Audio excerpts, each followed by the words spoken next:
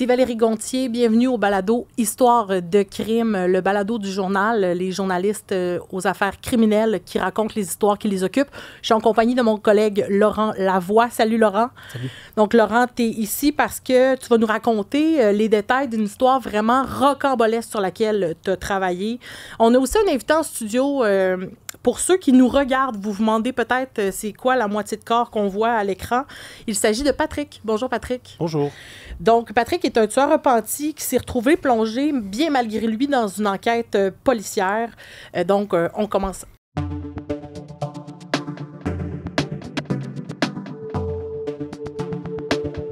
Histoire de crime, un balado du journal. D'abord, Laurent, raconte-nous comment t'en es venu à travailler sur cette histoire.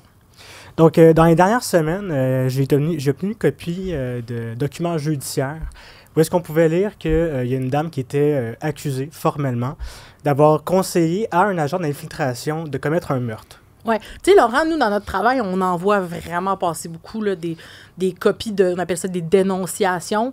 J'ai rarement vu ça, cette accusation-là. Donc, je peux comprendre que ça ait piqué ta curiosité, là. Exact. Je me suis dit qu'il fallait creuser un peu plus parce que, comme tu dis, c'est pas quelque chose qu'on voit de façon régulière. Puis, au fil de mes recherches, j'ai pu avoir un peu plus de contexte sur cette accusation-là. Vas-y donc. Et c'est là que j'ai pu apprendre qu'il s'agissait en fait d'un contrat de meurtre qui avait été déraillé par un individu qui avait fait 23 ans de pénitencier pour meurtre.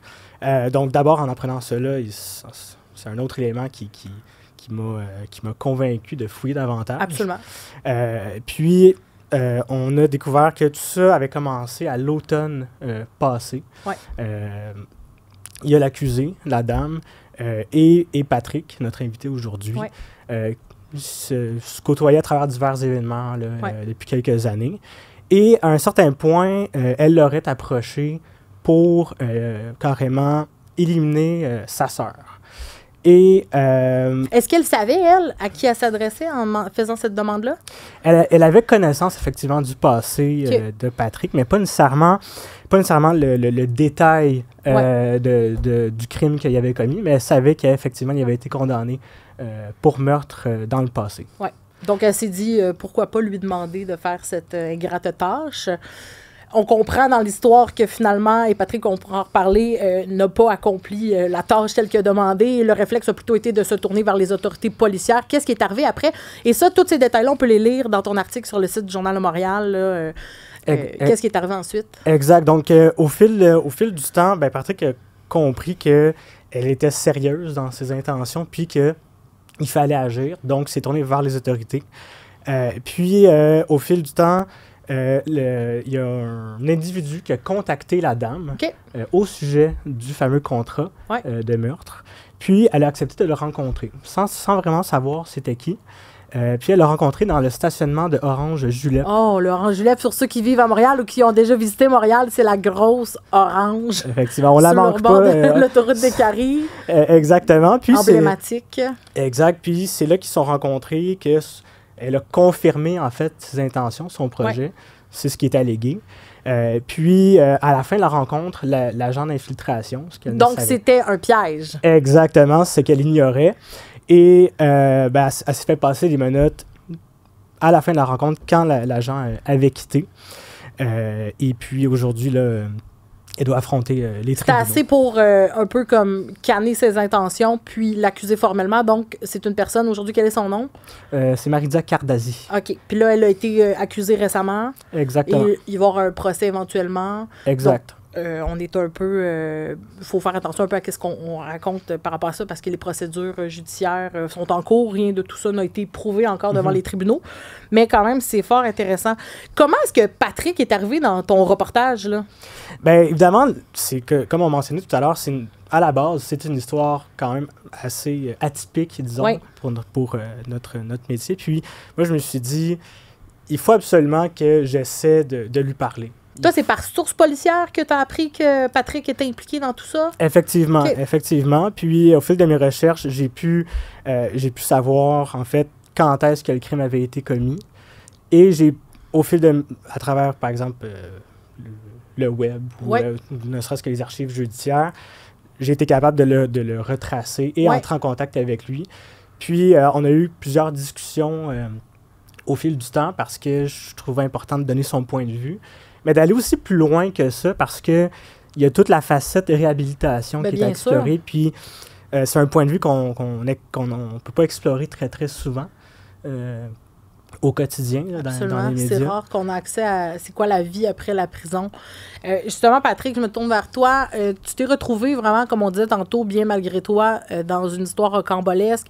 Tu t'es retrouvé au cœur d'une opération policière. Je peux présumer que lorsqu'on sort de prison, on essaie de se tenir loin des enquêtes policières. Comment est-ce que tu as vécu ça? Ben, je dirais que après ma barre, c'est un peu stressant, mais en n'ayant jamais eu, comment je voudrais dire, jamais été contre la police, tu sais, Ouais. j'étais un ancien militaire puis tout ça, fait qu'à quelque part, ça amène à ce que la compréhension qu'on a besoin d'une police, elle est là, tu sais, fait que de sortir de 23 ans de prison, pour moi, c'est pas la police qui m'a emmené là-bas, tu sais, c'est moi qui ai fait les crimes. J'ai été arrêté parce qu'on devait m'ôter, on devait m'enlever de la société par rapport aux gestes que j'avais posés aussi, puis à comment j'étais à cette époque-là aussi, tu sais, je veux dire. Mais non, c'est le seul élément stressant, c'est pas la police, c'est beaucoup plus le fait que c'est l'implication, tu sais, c'est l'implication au travers de tout ça, là, tu sais, la demande qui avait été faite, puis le non-vouloir aussi de ma part, puis comment gérer ça, parce que c'est pas évident, tu sais, de partir d'un background comme le mien, puis de se dire, OK, je vais aller à la police faire une déclaration. Il y a un méchant cheminement entre les deux, puis heureusement, je l'ai fait. Est-ce qu'on a peur qu'il y ait un biais? Il y a quoi? Est-ce qu'il y a un biais, que les gens pensent que on sait bien, lui, c'est un tueur, peut-être qu'il est impliqué, ou est-ce que tu avais peur du jugement?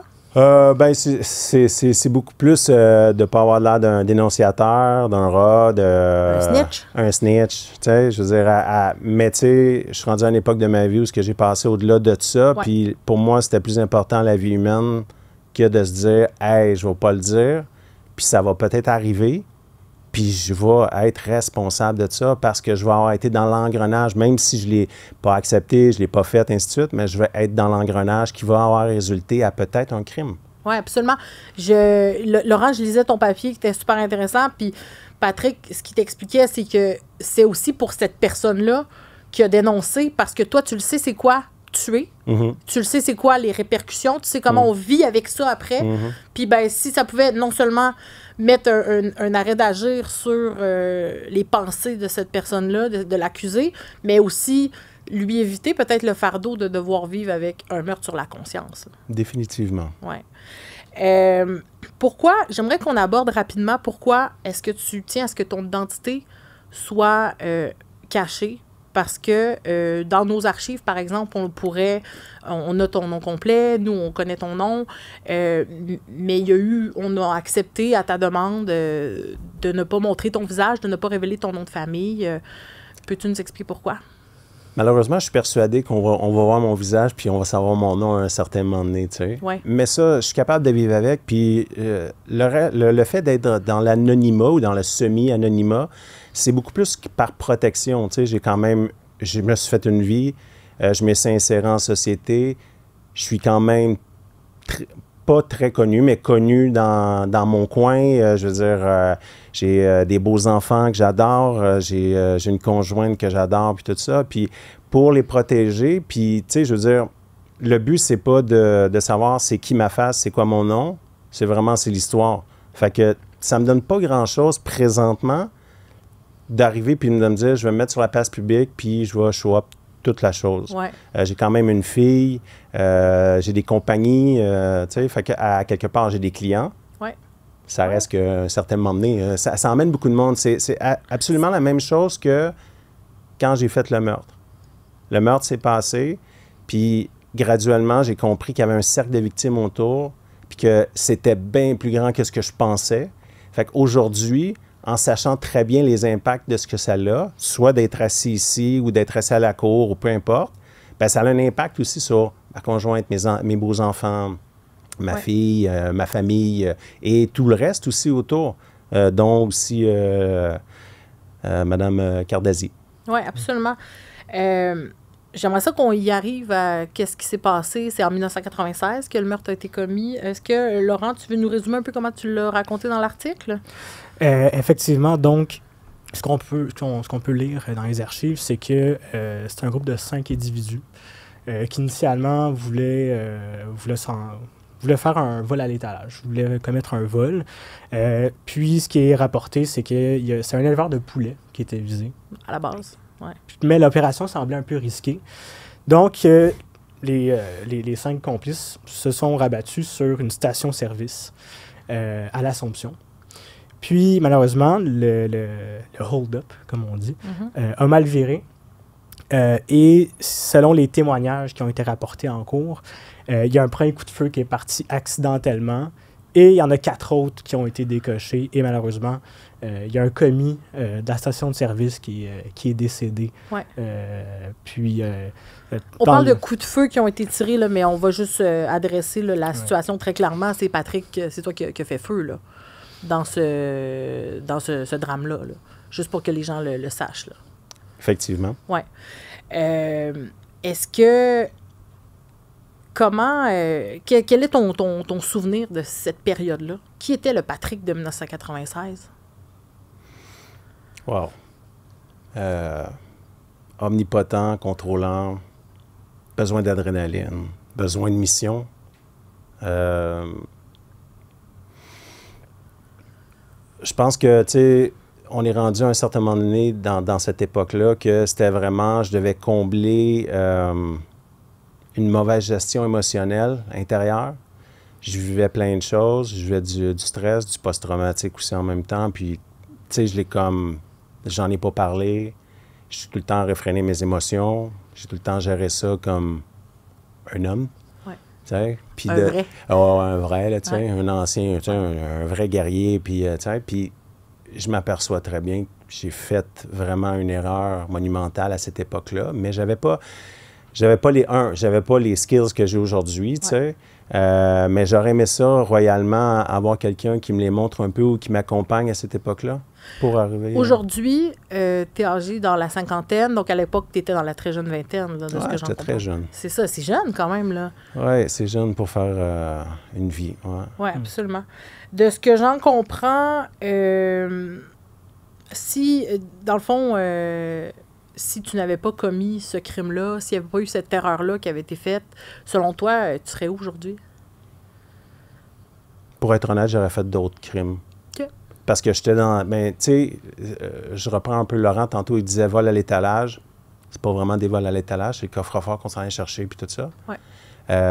Mais tu sais, à cette époque-là, j'avais besoin de cette adrénaline-là pour assouvir un certain désir intérieur, de un, mais aussi de recréer un peu des missions, puis de faire une action, tu sais, qui m'emmenait à...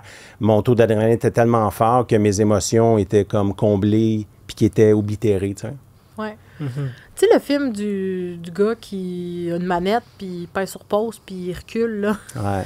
Est-ce que ça, c'est quelque chose qui est-ce qu'on est obsédé par cette idée-là ou on apprend à juste vivre avec le fait que c'est arrivé et on peut rien changer au passé?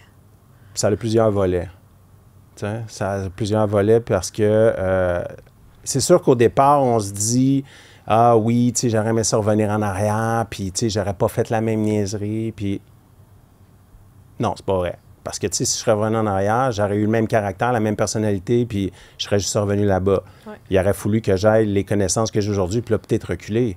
Mais, tu sais, aujourd'hui, je sais très bien que ces 23 ans-là m'ont appris à être une meilleure personne, m'ont appris à développer la compassion, l'amour puis l'altruisme intérieurement, de gérer mes frustrations, d'être capable de parler de mes émotions, d'être la plupart du temps, essayer d'être clair dans nos demandes, puis dans mes demandes, ou ainsi de suite, tu sais. Ouais. Et de pas garder les frustrations intérieures ou les amertumes de la vie courante, ici, tu sais, comme à l'extérieur.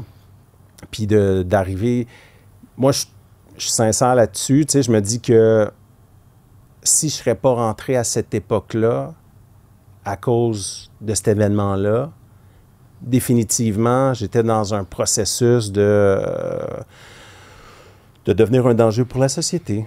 Utilisons les vrais mots, là, tu sais. T'en es conscient? Ah ouais, je suis très conscient de mes capacités puis Ouais. de tout ce que je peux faire, là. Je veux dire, Laurent, il a glané un peu d'informations puis tout, puis on voit très bien. Puis tu sais, si on regarde toute la littérature qui est marquée sur moi, puis quand je dis littérature, c'est pas des livres, là. Non, des C'est archives, ouais. au niveau de la police, du SCC, du SCRS, peu importe, de l'armée, on me met tout le temps, tu sais, comme dans le devant, on met tout le temps comme la personne qui est là, qui peut le faire, qui peut être là. Si on a besoin de quelque chose, il va le faire. Puis on parle beaucoup de ta gestion des émotions qui a beaucoup évolué au fil de ta détention. Quelle pensée tu as pour ta victime après toutes ces années-là aujourd'hui? Encore là, c'est sûr et certain que c'est pas évident parce que moi, j'ai ce privilège-là d'être en société. J'ai le privilège de... Même si j'ai fait 23 ans, là, lui, il pourra pas revenir puis de jouir de sa famille, de juste d'aller chez Tim Hortons, aller chercher un café ou d'aller prendre son véhicule pour s'en aller en campagne ou de... Peu importe, tu sais, juste d'être là, d'être présent. Si je comprends bien, la victime avait environ ton âge à l'époque, donc tu étais très jeune aussi. Tu avais quoi, 20 ans? 22 ans? Exactement, la victime avait 20 ans, oui. D'emblée, tu sais, c'est... Peu importe l'âge de la personne qui était là, tu sais, cette personne-là n'aura plus ce privilège-là, tu sais. Fait que pour ça, tu sais, je disais à Laurent, tu sais, que pour moi, c'est vraiment établi aujourd'hui que c'est un privilège d'être en société. Ouais. Et je comprends peut-être les enjeux de la société différemment que beaucoup de gens, parce qu'il y a beaucoup de gens qui n'ont pas été en prison pour meurtre. Ben oui, absolument. On prend ça un peu pour acquis. Puis, mais effectivement, j'aimerais savoir qu'est-ce qui s'est passé. Comment on est un délinquant qui a peur de rien puis qui en vient à tirer 5 fois sur une personne. Puis aujourd'hui, le Patrick qu'on a devant nous qui est sincère, qui comprend les répercussions, qui a une bonne gestion de ses émotions, de ce qu'on voit. C'est quoi? Il y a où le déclic? Bien, le déclic, le premier déclic, en tout cas pour moi, le premier déclic s'est produit quand j'ai été sentencé. Quand j'ai été sentencé, on appelle ça un bout de peine. C'est comme, on est reclus, tu sais, puis c'était un samedi. Il n'y avait personne dans le palais de justice. Le bout de peine, pour expliquer aux gens, c'est la cellule dans le palais de justice. C'est ça, c'est la cellule en arrière du tribunal qui garde les détenus là, ou les prévenus qu'on appelle, là, les prévenus, les prévenus puis tout ça. Fait que je venais d'être sentencé pour perpétuité. Je me rappellerai tout le temps, tu sais, j'étais dans le bout de peine en arrière, puis là, j'ai commencé à pleurer, tu sais. Puis c'était la première fois que l'officier me voyait pleurer, tu sais. Puis même dans la cour, j'étais froid, j'étais là, les oreilles ouvertes, les yeux, je regardais tout, j'écoutais tout, tu sais. Mais là, le déclic s'était fait comme genre, OK, c'est réel, là. Puis là, dans mon esprit, tu sais, je suis arrivé puis j'ai pris une décision, peut-être futile pour les gens parce que c'est sur l'émotion, mais je m'étais dit, plus jamais, soit mes connaissances ou mes actes vont faire du mal à quelqu'un. C'est mon premier déclic. Ça m'a pris à peu près 3-4 ans à l'intégrer dans ma vie courante carcérale. Puis partir de là, je me suis basé toujours là-dessus pour pouvoir avancer. C'est comment la prison? C'est moche. C'est moche. C'est moche. Mais on en a besoin. Le SCC, le Service correctionnel du Canada, est là pour quelque chose. Est là pour nous retirer parce qu'on a fait des actes mépréhensifs envers la population, envers la société et tout ça. Définitivement, comme Laurent a lu un peu dans mes premières années service correctionnel ou la prison, c'était pas vraiment l'endroit où je voulais rester. Ouais. Fait que définitivement, j'ai essayé de me positionner pour pouvoir faire bye-bye à la prison. Oui, puis rappelons que... Tentative d'évasion ici qu'on parle? Ou, non, en fait, c'est que dans les... Je pense que c'est quelques mois après ton arrestation, il y a eu une prise d'otage avec un agent correctionnel qui s'est heureusement terminée sans mort ni blessé. Mais ça démontrait que il y avait encore un désir de révolte, si on veut. n'étais pas encore rendu là dans ton processus de ce que... Non, mais tu es encore jeune aussi, tu sais, puis je veux pas excuser sur l'âge parce que tu es un adulte. Mais je comprends qu'on peut pas s'attendre à ce qu'il y ait un changement de cap, là, complètement un changement de pensée. Ceci dit, tu sais, la prison, il y a beaucoup de gens qui déplorent que ça reste l'école du crime parce que vous êtes entre criminels. Qu'est-ce que tu réponds à ça? Je réponds que c'est une blague parce que, tu sais, l'école du crime, tu sais, je veux dire, on n'est pas là-bas, puis on n'est pas en train de se compter tout le temps nos crimes, puis de se faire des high-fives, de dire « Hey, ouais », tu sais. Il y en a quelques-uns qui vivent sur ça parce que c'est comme une réputation qui se sont faites. Mais excuse-moi l'expression, mais des vrais criminels, des criminels d'habitude ou des criminels qui font des éclats comme dans les années 80 ou dans les années 90 ou dans les années 70, il n'en existe plus. Les personnes qui sont en prison, là, c'est des personnes qui ont des troubles mentaux, qui ont des troubles de drogue, qui ont des mauvaises gestions de leur personnalité ou des émotions, puis qui s'amènent à ce que ça amène à des féminicides, ça amène à des meurtres, ça amène à des poignardes, du monde qui se poignarde chez Home Depot, du monde qui se coupe sur la rue puis ils vont se battre jusqu'à temps que l'autre il meurt. Tu sais, c'est beaucoup plus émotionnel, les gens qui sont là-bas, puis c'est pas des criminels. Il y en a qui vont être là, qui vont vivre là, que ça va faire des 20, 30, 40 ans qu'ils sont là-bas. Ouais. Eux, c'est des gens, des criminels d'habitude, et c'est des gens qui ont choisi de vivre dans la criminalité. Puis, tu sais, moi aussi, j'ai fait ce choix-là. Là. Tu sais, je l'ai fait, le choix de faire des hold-up, puis braquer, puis faire des coffres. Mais, tu sais, je veux dire, aujourd'hui, je suis plus à cette étape-là, mais je suis capable de concevoir que les gens qui sont en prison maintenant, si tu enlèves la drogue, là, déjà, si tu enlèves la drogue, puis les troubles mentaux, dont Mme Cardazzi, ce qu'elle a besoin, c'est ça qu'elle a besoin. Ça a besoin d'une aide psychologique. Ouais. Parce que le trouble, il est là. Est-ce que c'est la consommation qui t'a mené à être un criminel, non? Non. J'aimerais bien, comme je disais à Laurent, tout le monde me disait « Dis que c'est la drogue, tu vois, ça va être... » Non. Non, c'est la soif de pouvoir, de faire une opération, l'adrénaline, l'omnipotence. Tu sais, je veux dire, je me prenais pour un dieu, c'est tout, là. Oui. Puis je pense que le processus aussi de reconnaître ta responsabilité dans ce qui s'est produit passe un peu par là, parce que tu aurais effectivement bien pu dire « Ah non, j'étais sous l'influence de X drogue », puis juste t'en distancer un peu. Oui, c'est d'assumer. C'est d'assumer. Puis tu sais, c'est un peu pourquoi pourquoi qu'on avait tantôt qu'on disait, tu sais, j'aimerais bien mieux être à découvert maintenant pour assumer le fait de qu'est-ce qui s'est produit. Mais assez-on peut-être un jour, ça va l'être. Tu as des gens dans ton entourage qui n'ont rien demandé à personne aussi, là. Exactement. Ouais. Puis il faut respecter ça. Je comprends. Tu sais, je veux dire, si réellement mon changement découvert que les êtres vivants étaient importants autour de moi, ben c'est les premières personnes qui sont sur la ligne de front, là, tu sais, sont autour de moi, ils vivent avec moi tous les jours. Ils savent où ce que je suis présentement. Oui. Est-ce qu'en dedans, quand on raconte notre histoire au début, parce que là, maintenant, je vois comme tu assumes les faits, là, si on veut, de la façon dont ça s'est passé, ton crime. Est-ce qu'en dedans, on se juge pour ce qu'on a fait ou est-ce qu'on se raconte, tu sais, parce qu'il y a des gens qui ont sûrement fait pire, et il y en a sûrement qui ont fait moins pire aussi au pénitencier. Tu sais, c'est des peines de plus de 2 ans qui sont dans un pénitencier. Donc, il y a, tous les meurtriers qui sont là, tous les prédateurs violents, mais il y a aussi des fraudeurs, puis des gens qui... Il y a de tout, là. C'est quoi Est-ce qu'on parle de ça? T'es là pourquoi? Qu'est-ce que t'as fait? Ah, bien, définitivement, mais tu sais, t'as pas vraiment besoin d'en parler. Parce que, tu sais, quand t'as, je sais pas, moi, on va mettre ça à 200, c'est 200 criminels ensemble, ben l'info, elle passe, là. Ouais. L'info se promène, autant comme pour vous, comme Laurent, comme j'y avais dit, j'ai fait comme blague, tu sais, t'as fait des observations sur moi, t'as été voir, ben tu sais, moi aussi, j'ai fait des trucs sur Laurent. Ouais. J'ai été voir, je me suis informé c'était qui, c'est quoi, pas chez eux, je veux pas savoir ce qu'il reste, ça m'importe peu. Mais tu sais, savoir un peu, c'est quelle sorte de journaliste, comment qui est, ainsi de suite, puis c'est un peu pourquoi je suis assis ici aujourd'hui.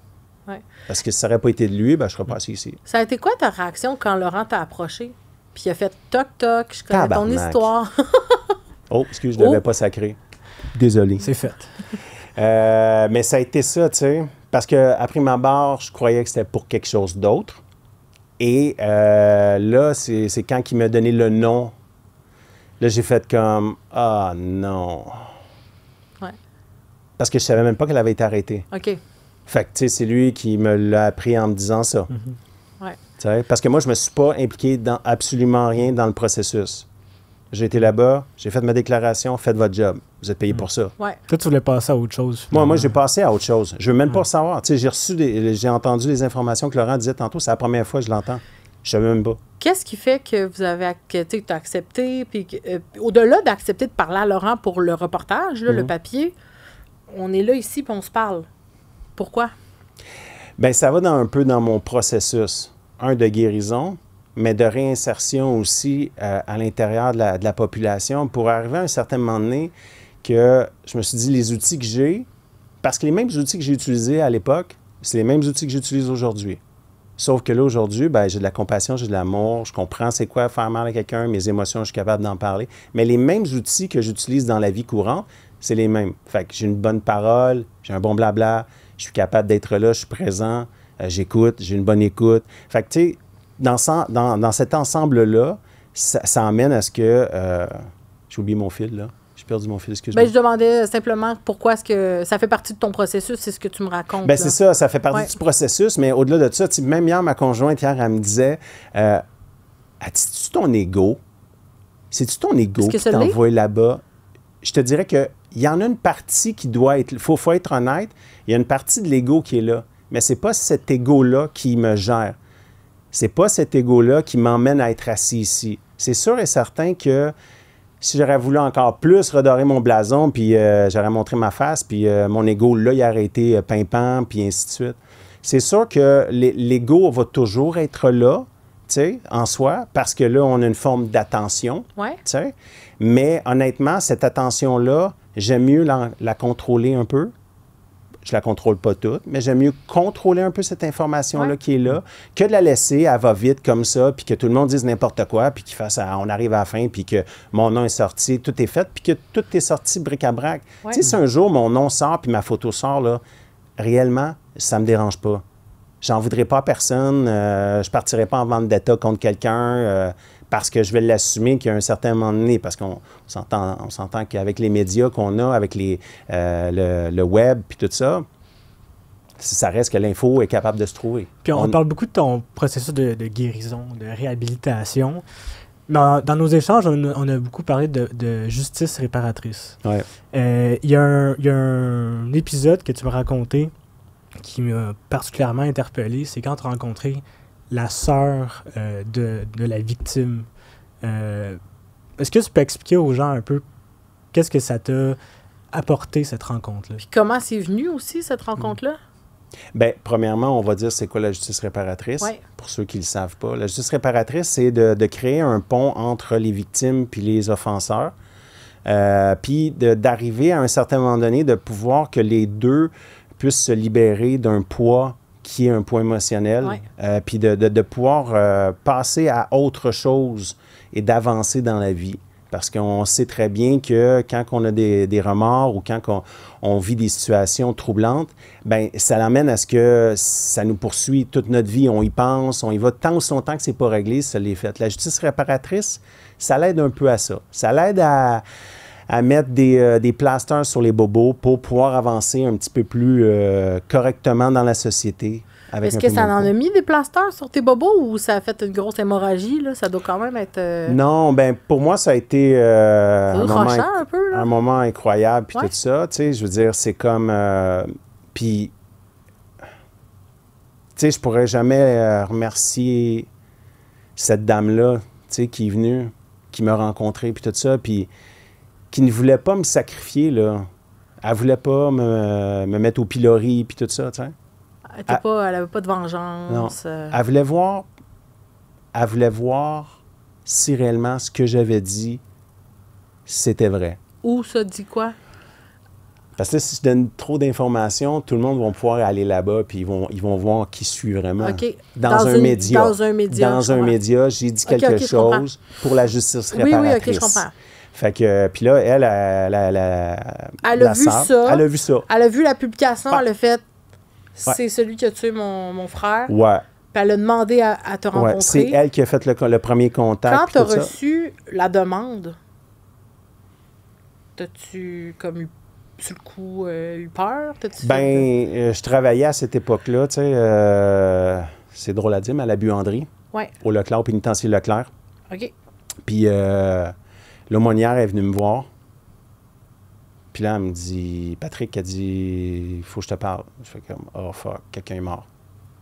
Parce que quand l'aumônier vient te voir sur ta job, tu sais, fait que là, tout le cerveau part, puis tout ça, puis les idées. Puis là, elle me dit, une telle est venue.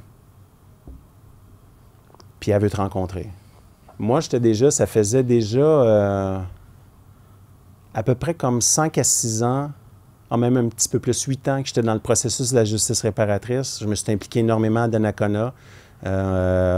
Pour la première fois à cette époque-là, on avait pu en maximum faire une rencontre avec des victimes puis des offenseurs. Okay.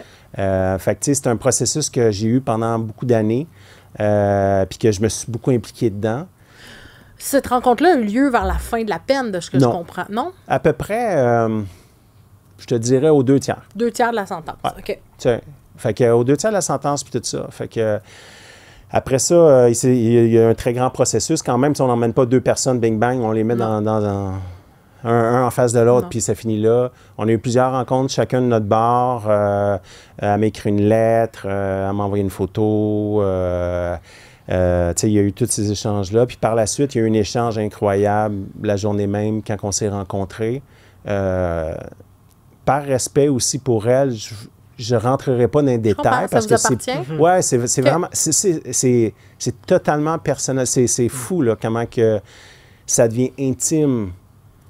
Mais ça t'avait mis face à une certaine réalité aussi. Oui, la réalité du mal que j'avais fait, là. Encore plus concret. Encore plus concret, là. Ah oui, parce que là, c'est... T'avais le visage de quelqu'un qui a pleuré pour ta victime. Qui a pleuré pour... Mais au-delà de pleurer, c'est que, tu sais, la proximité est pas plus grande que ça, tu sais, je veux dire. Mais aussi, c'est que j'ai vu une femme incroyable, forte, compatissante, mais aussi en devenir résiliente pour, tu sais, comme pour dire, je veux passer à quelque chose d'autre. Est-ce que c'est une femme qui a pardonné? Je crois que oui. Je crois que oui, sans puis je ne l'ai jamais demandé, puis je ne le demanderai jamais, parce que dans mon livre à moi, ça ne se demande pas. Ouais. Ça lui appartient. Ça y appartient. La seule chose que je peux faire pour être pardonné, c'est ce que j'ai fait. C'est que d'être en société, puis s'il se produit quelque chose, c'est de mettre le frein à cette chose-là. Est-ce que tu aurais aimé être pardonné? Par elle? Je pense que je l'ai été plus que pardonné. Parce qu'elle a écrit une lettre à la Commission de libération conditionnelle. Puis je pense que mon avocat n'aurait jamais écrit ça comme cette dame-là l'aurait pu, qu'elle ait écrit, tu OK. sais. On parle d'une sentence, là, aux 2 tiers de ta sentence. La vraie sentence, c'est la prison à vie. Perpétuité. Perpétuité. Donc, il y a le temps qui est fait, mais il y a toujours... On écrit souvent, nous, dans nos articles, que il reste sur le joug du Service correctionnel Canada jusqu'à la fin de sa vie. C'est définitivement ça. Ce qui veut dire, c'est que le jour de ma mort, le Service correctionnel du Canada va clore le dossier. Il est mort, c'est terminé. Oui. Sa prison à vie est terminée. Est-ce que... Comment on vit avec ça? Est-ce que c'est une pression? Est-ce qu'on vit avec quelque chose au-dessus de notre tête? Ou est-ce qu'on a droit... Est-ce que tu as l'impression que tu n'as pas le droit à l'erreur? J'ai été pendant la première année sûrement comme ça. Sûrement stressé, anxieux, je veux pas... mais tu sais, je fais rien, je fais aucun crime. Fait que, tu sais, il faut s'enlever cette image-là de se dire « Hey, je vais me faire remonter. » Tu sais, si je dis pas quelque chose... Tu sais, moi, à mon agente ou à mon agent que j'ai eu... malgré que j'ai eu pas mal toutes des agentes à l'extérieur, des femmes. Puis, tu sais, tout le long... C'est qui ces agentes-là, excuse-moi? Hein? Les agents du service correctionnel, excuse-moi. Qui font le suivi avec toi? Oui, moi, je suis suivi. Présentement, je suis encore à 2 semaines. Aux 2 semaines, je vois mon agente. Elle me demande comment que ça va, qu'est-ce qui se produit. Tu sais, ce que je vais aller discuter avec vous, je vais en parler avec elle. Elle connaît le processus de ce qui est arrivé, puis tout ça. J'ai été franc et transparent avec eux. Tu sais, il faut comprendre que si tu n'es pas transparent, c'est sûr que tu vas t'en retourner en prison. Si tu commences à essayer de baragouiner quelque chose, puis de faire « Ah non, mais tu sais, t'as l'enfant, non, non, non », t'es faite. Bye-bye la visite. Assume, fais-le. Tu sais, je veux dire, dans ma première année là, de sortie, j'avais pas le droit de fumer, puis j'ai fumé du pot. Je l'ai assumé, je l'ai dit à mon agente. Ouais. J'ai pas attendu qu'elle veuille me passer un pistesse, puis que... Tu sais, puis je lui ai dit, tu sais, j'étais arrivé, je dis « Regarde, voici les faits, voici telle affaire. » Tu sais. Mais je reste encore un bon sujet pour le service correctionnel. Qu'est-ce que tu veux dire? Bien, c'est que, tu sais, je suis un gars très actif, j'ai beaucoup de projets, je m'insère en société. Tu sais, eux aussi, tu sais, tu disais tantôt, c'est atypique, cette situation-là, puis tout, mais pour eux aussi, je suis une situation atypique. Je suis comme un peu hors ligne. Tu sais, mon premier gestion de cas, mon premier agent correctionnel, si on peut dire, que j'ai eu à Donnacona, tu sais, il me dit, Pat, il dit, parce que je m'en souviendrai tout le temps, il me dit, Pat, tu sais, on a des cases. On a des carrés, là, puis nous autres, vous êtes dans les cases. Clac, tac, toi, tu es dans la case-là, toi, tu es dans cette case-là, puis il dit, toi, j'ai pas de case pour toi. Ah. Mais c'est pas cool. Parce que là, tu sens une pression. Ouais. Parce que là, tu te dis, s'il n'y a pas de case, quand est-ce qu'il va me sortir? Parce qu'il ne me comprend pas. Fait que tu penses qu'ils vont jeter la clé parce qu'il n'y a pas de case. Fait que ça reste à toi, à travailler et à rentrer dans une case. Ouais. Puis malheureusement, je ne suis jamais rentré dans une case. Mais au moins, je suis sorti parce que j'ai continué. Ça fait depuis 2018 que tu es sorti de prison. Ça doit. Qu'est-ce que tu as fait? C'est quoi la première chose que tu as faite en sortant de prison? Rien de particulier? Rien qui te vient en tête? T'as pas été... Les gens pourraient se dire que t'as fait le party. Aucunement. Aller au resto, aller bruncher. Non, parce que, tu sais, mon désir à moi, c'était de retrouver ma fille, de retrouver ma mère, de retrouver ma famille, de retrouver les gens que j'aime, puis tout ça, tu sais. Et, tu sais, quand ma mère me dit « Ah, tu sais, une rencontre, tu sais, non, on y va soft. » Ma mère est venue me chercher. Tu sais, je suis sorti avec il y a personne de ma famille qui est venu me chercher. J'ai demandé à un aumônier qui vient de me chercher. Je suis parti avec lui, tu sais. Quand je suis parti du minimum, j'ai demandé d'arrêter où il y avait la pancarte au bout. J'ai regardé la pancarte, puis j'ai dit bye-bye, tu sais. Puis je me suis en allé. Mais là, tu sais, dites-vous qu'il y a un autre processus qui commence, les maisons de transition, semi-liberté, tu sais, comme tout ça commence. C'est vite dans mon cas, tu sais, je veux dire, je suis parti de là, je me suis en allé directement à la maison de transition. Fait que, tu sais, c'est sûr que mes compatriotes qui sont à côté de moi, des fois, ont beaucoup de demandes. Parce qu'on est des gros demandeurs. Mais moi, je ne suis pas un demandeur. Je ne demande pas. Demande de quoi? Des demandes, peu importe, des demandes de libération, des demandes de sortie. Je n'ai jamais fait aucune demande. Je n'ai pas passé devant la commission parce que j'ai demandé de passer devant la commission. J'ai passé devant la commission parce que mon agent et mon équipe de gestion de cas ont dit « T'es rendu à cette étape-là. Okay. » Moi, je leur ai dit « Quand je suis rendu à l'étape, vous pensez que je suis rendu à cette étape-là? Dites-moi, on va continuer. » Puis c'est encore la même chose. Parce que, juste pour vous dire, l'impact d'une dénonciation comme ça est un geste louable. Est un geste qui emmènerait à dire « Ah, bien, les gens vont comprendre pourquoi que Patrick a fait ça. » Mais Patrick, il y a eu des conséquences parce que j'ai dénoncé ça. Fait que, tu sais, je suis parti, j'étais rendu, comme je vous ai dit tantôt, j'avais une rencontre aux 2 semaines. Ouais. Mais juste avant cet événement-là, j'avais des rencontres aux 4 semaines. Fait que le service correctionnel est considéré comme... tu sais, c'est comme... Il est en contact avec quelqu'un qui est accusé d'un crime. On va le surveiller. Est-ce que ça t'ébranle un peu? Ou... Ben c'est pas que ça me... Non, parce que je comprends tellement le système que je me dis, ils font bien. Tu sais, je veux dire, de là, de ne pas avoir de case, il ne faut pas être une personne au-delà de ça, puis se dire, hey, je suis unique, puis blablabla. Tu sais, c'est comme... Il y a une conséquence quand même. Tu sais... j'ai quand même pris quelques temps un peu pour arriver, tu sais, comme de me dire, OK, Pat, kick out, vas-y, va-t'en. Tu sais, je peux arriver du jour au lendemain en 2 minutes, là, je serais menteur de vous dire, en 2 minutes, j'ai pris ma décision, puis non, j'ai passé tout mon dossier au complet dans ma tête avant, là. En terminant, Patrick, comment on aborde notre passé? Tu sais, comme tu faisais référence à une conjointe, comment on aborde notre passé de criminel? Soyons honnêtes. Tout simplement. C'est tout? Bien, c'est parce que... Bien, aussi, tu sais, c'est sûr et certain qu'il y a des manières, comment le dire. Il y a des situations, comment le dire aussi. Et il faut attendre ces situations-là et ces moments-là. Puis moi, je me suis tout le temps dit que le moment où qu'une personne m'invite chez elle, c'est je rentre dans son cercle restreint. Elle m'invite pour souper, peut-être pour changer une toilette, c'est autre chose, là, je ne commencerai pas. Mais pour quelqu'un qui m'invite chez eux, qui va avoir une relation avec moi, d'amitié conjointe, je le dis, parce que c'est représentatif. J'ai passé 23 ans là-bas. J'ai des post-traumatiques de là-bas aussi, puis tout, là. Je vis avec ça. Ouais. J'ai pas de l'air d'un criminel quand je me promène sur la rue. T'as un trou sur ton CV aussi, là, on s'entend? Ouais, oui. Non, mais comprends, tu qu'est-ce que tu fais? Oui, ça n'a jamais été un trouble, ça. Non, mais il faut l'expliquer à la prétendante, là. T'étais où dans les 20 dernières années, là, tu sais? Pourquoi? Parce que les gens se sont même pas aperçus de ça. Pourquoi? Parce que je me suis gardé à l'heure.